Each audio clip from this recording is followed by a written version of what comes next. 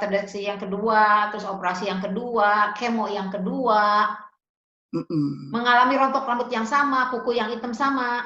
Betul, betul. Dokter mikirnya ke depannya mungkin aku akan operasi. Jadi untuk memudahkan dokter ngebuka perut dan do something di dalam perutnya itu, jadi mungkin dengan stoma ini lebih gampang kayaknya. Sebelum menonton video lengkapnya, jangan lupa untuk like, comment, subscribe, dan tekan tombol loncengnya supaya kamu tahu next saya upload video apa. Karena ini kankernya bandel banget 2015 itu, jadi setelah di sesi, kan harusnya 3 bulan. Sebulan aja tuh kankernya nggak mau hilang. Terus? Makanya si dokter itu udah nyerah banget, dokter kimonya ya, konsultannya udah nyerah, oh kayaknya ini udah, hidup kamu tuh cuma 3 bulan lagi lah, nggak sampai Desember ini deh, nggak sampai until this Christmas, dia bilang. Oh oke. Nah udah itu 2015. Nah, 2016 tuh aku udah balik kerja lagi. Udah balik kerja, terus, tapi aku keluar dari, Buset, masih ada tenaga? Kan aku nggak keluar kerja, tetap jalan kerjanya. Oke. Itu tahun 2015, terdeteksi yang kedua, terus operasi yang kedua, kemo yang kedua, mengalami rontok rambut yang sama, kuku yang hitam sama. Betul sekali. Berapa bulan? Itu habis semuanya juga.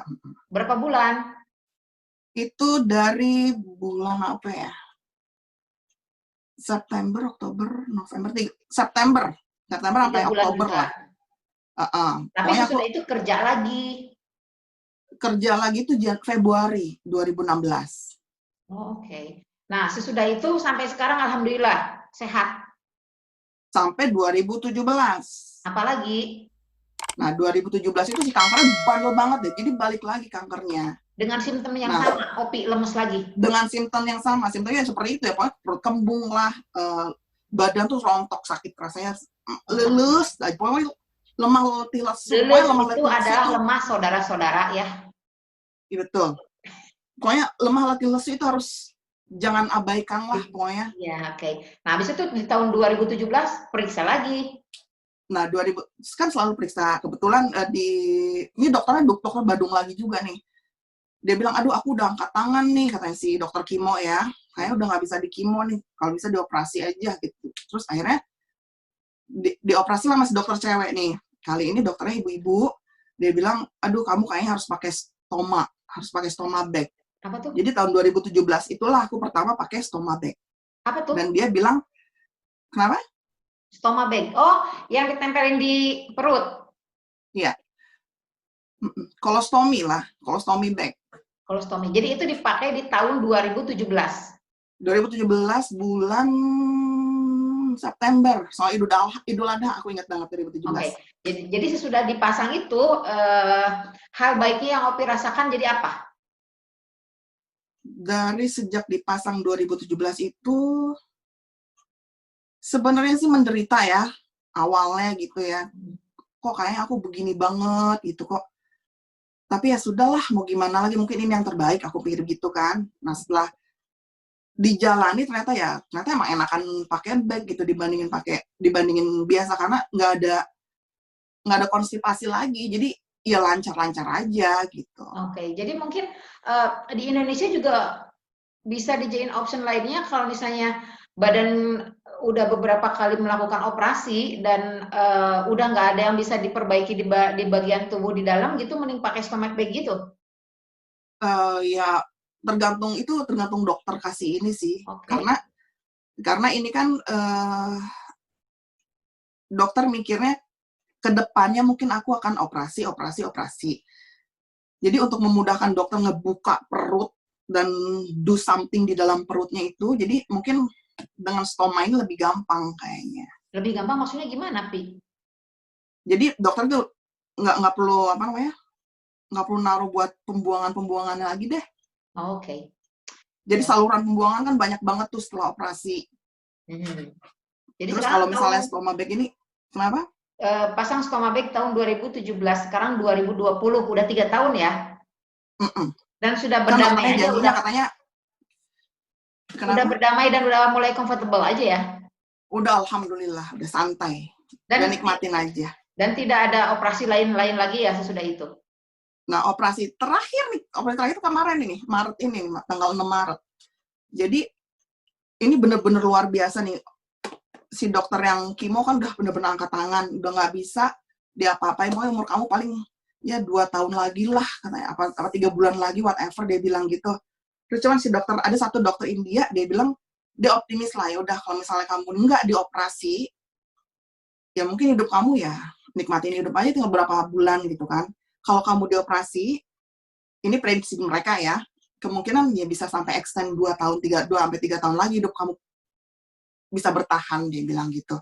Dan operasi yang kemarin ini bener-bener komplikasi banget karena banyak sekali yang harus dikerjain. Jadi mulai dari limpa, jadi splenectomy, jadi splinnya itu harus dihilangin. Jadi kalau misalnya spleen dihilangin, limpa dihilangin, aku nggak akan punya kekebalan tubuh. Dan alhamdulillahnya dokter itu kemarin itu kayak ngangkat yang bener-bener yang ditemuin aja gitu loh. Maksudnya sebisa mungkin yang mereka temuin itu ya, diangkat kankernya gitu. Padahal udah banyak banget itu. Kenapa? Secara awam, jadi nempel di situ, comot situ. Nempel di situ, comot situ. Gitu aja terus. Betul. Jadi harus lebih sering kontrol ya. Kalau saya, ini ada tumbuh di sini, ambil. Di sini, ambil. Betul. Gitu kan ya. Betul. Makanya dokternya sekarang ngasih kayak obatnya cuma obat hormon doang sih sebenarnya. Jadi bukan obat. Kalau aku tanya ke Opi, udah gitu. Berapa kali operasi? Udah malas ngitungnya ya? Udah bejibun. Terus kalau ditanya, aja. Tapi kalau udah ditanya berapa proses kemo, 2 kali berarti ya? Kemo 2 kali. 2 kali. 2 kali. Tapi amazing banget ya ngelihat apa namanya perkembangan Opi itu semakin hari kok semakin segar, semakin nggak ada tanda-tanda sakit, karena kalau kumpul-kumpul juga happy-happy way, ketawa-ketawa, masak-masak segala rupa gitu, bisa masak ya banyak. Apa sih yang bikin Opi alhamdulillah sampai sekarang kelihatan sehat, happy gitu? Apa sih yang bikin, mungkin ada faktor X yang kita nggak tahu juga, karena kalau secara medis iya sih. Gitunya ringan dongengnya, tapi alhamdulillah apa sih yang bikin ada faktor X-nya, Pi? Ada sih, banyak faktornya mah. Jadi pokoknya alhamdulillah itu semuanya ini udah jalan Allah merenan ya, aku tuh harus seperti ini gitu kan. Ikhlas merenan. Aku tuh orang nggak sabaran, ternyata dikasih penyakitnya jadi sabar gitu kan. Terus aku tuh pemarah, jadi agak-agak calm down gara-gara penyakit ini gitu. Terus yang pertama itu aku punya anak 2, masih kecil-kecil. Jadi aku pikir, aduh ya Allah, aku kayaknya harus membesarkan ini anak dulu deh, baru terserah deh gimana caranya aku harus sehat. Itu aja kuncinya. Itu yang dalam otak aku tuh gitu. Jadi aduh, aku harus sehat. Kenapa? Mindsetnya kayak pokoknya mindset itu harus bener-bener sembuh lah, aku bisa lah gitu, aku sehat lah gitunya, ngedropnya. Kayak kerja juga sebenarnya aku capek sebenarnya kerja itu ya, tapi aku mikir kalau aku diam di rumah aku nggak menghasilkan apa-apa, nggak ada teman ngobrol itu sih yang bikin aku amazed banget gitu. Opi udah berapa kali operasi juga, udah berapa kali kemo, masih aja kerja. Kalaupun sekarang enggak karena COVID juga, mungkin Opi lagi kerja merenannya. Oh iya, bawang gue aduh bandel banget gitu. Habis gemes di rumah tuh kayak aduh ngapain gitu. Kalau keluar rumah tuh kayak aduh feel free gitu kan. Ya. Satu ikhlas. Iya. Kedua ikhlas yang pasti. Itu kuncinya ikhlas banget. Kalau nggak ikhlas makanya udah masalah juga dan punya hope, punya harapan, masih pengen gedein anak. Betul. Dan terus juga lebih tetap kerja. Betul. Dan enaknya di sini itu lebih diperhatikan orang sini mah kayaknya. Apanya? Jadi dokternya lebih care sama kita, bukan kita yang maju-majuin ke dokter, tapi dokter yang manggil-manggil kita gitu. Mereka proaktif. Jadi, iya, Pi. Dari sekian rangkaian yang dari tahun 2011 sebenarnya terdeteksi 2000 genap nyapinya, berarti udah belasan tahun yang lalu nyapi. Sebenarnya. Dan berapa biaya pengobatan yang udah Opi keluarkan untuk beberapa operasi yang complicated, pasang stomach bag, kemoterapi ini dan itu, habis berapa kata Opi? Aduh, alhamdulillah. Upami di Indonesia mah abi tos teu aya panginten mah nya. Soalnya itu kayak biayanya tuh luar biasa mahal sekali, saudara-saudara. Tapi karena alhamdulillah Opi kan sama Budi kerja ya. Jadi kita tuh kan bayar pajaknya gede. Jadi kita dibayar pemerintah semuanya karena pajaknya itu digunain buat mengobati ini gitu. Jadi kita pajak ada itu kita namanya NHS Tenor, National Health Service. Betul. Nah, jadi mau cek kurang BPJS gitulahnya. Nah, itu dia. Makanya kalau BPJS di Indonesia tuh pakai aja, saudara-saudara. Pakai itu sama aja sama sebulan dengan NHS. Bener deh. Kumaha kelasnya kan, tapi efeknya kalau ada operasi apa-apa, ya kita free. Nah, sama kayak Opi juga, bayar pajak sama Budi per person itu sekitar 25-30% setiap bulan dipotong kan sama government. Jadi kan? Worth it lah. Ya, jadi worth it timbal baliknya ke sekolah anak gratis, kesehatan gratis. Jadi, selama Opi sakit, ya udah sama NHS aja ya. Iya, semuanya pokoknya ditangani sama NHS.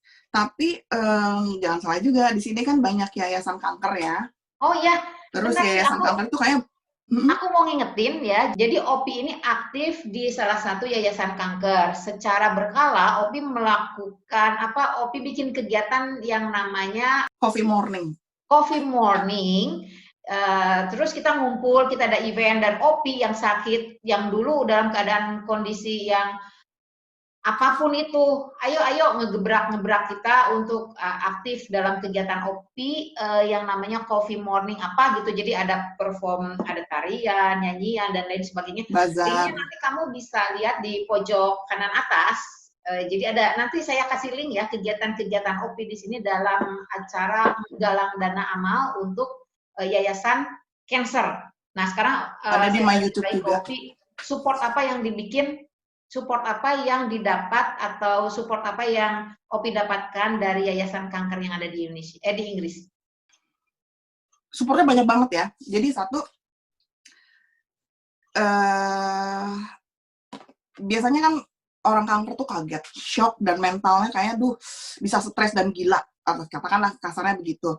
Dan mereka itu ngasih kayak advice biro. Jadi mereka tuh support, dia telepon, kamu gimana kabarnya, bla bla bla bla bla bla. Dia bilang, oh ya, kamu ada masalah apa? Pokoknya semuanya ditanyain. Terus aku bilang, aku ada masalah duit nih, aku bilang gitu. Karena kan makanan kanker itu bikin makanan berubah, pola makan juga berubah, makanan yang kita makan juga berubah. Jadi jadi yayasan ini mensupport, ngasih duit juga gitu loh, ngasih duit ke kita untuk nih kalau kamu memang kurang, dikasih annually, jadi per tahun dia kasih jebret misalnya. Misalnya ini aku katain aja 300 pon misalnya setahun buat nambah-nambah aja, itu sama dia dikasih. Tapi depend on berapa banyak gaji kita juga. Kalau gaji kita udah ngelebihin hitungan mereka, ya kita nggak dapet gitu loh. Semuanya berdasarkan gaji kita dan tabungan kita. Kalau tabungan kita udah cukup, kita nggak dikasih.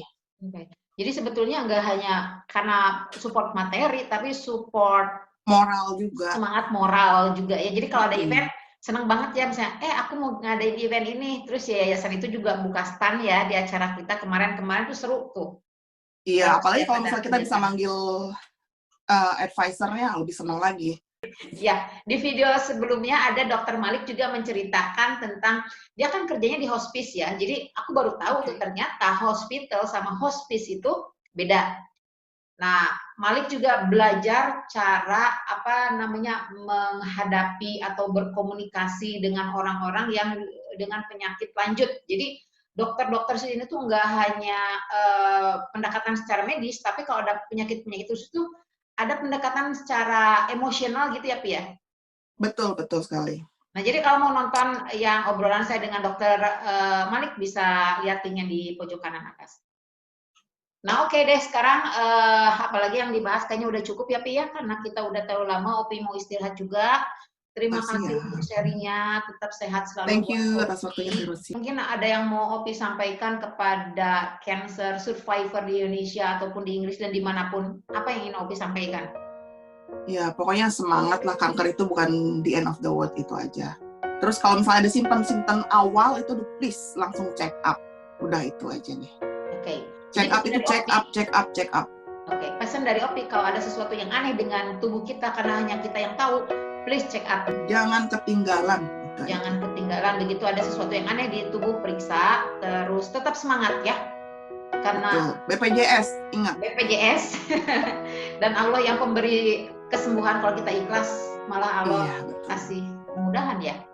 Iya, kebenaran hanya milik Allah, kesalahan hanya milik kita. Jadi ya nikmatin aja. Allah pasti memberikan yang terbaik buat kita, insya Allah. Seperti pesan dari Bunda Dorce, iya ya, lupa. yang milik Allah dan kekurang ajaran hanya milik saya. Oh, mantap itu.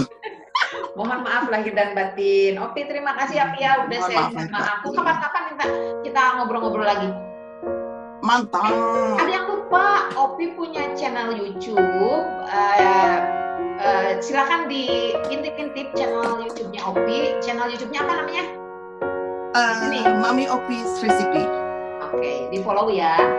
Terima kasih buat penonton YouTube channel Rosi Melani. Jangan lupa untuk like, komen, share, dan tekan tombol loncengnya. Supaya apa? Supaya ntar kalau aku upload yang video baru, langsung notifikasinya masuk ke kalian semua. Oke deh, terima kasih. Sampai jumpa di video selanjutnya. Nuhun ya Opi.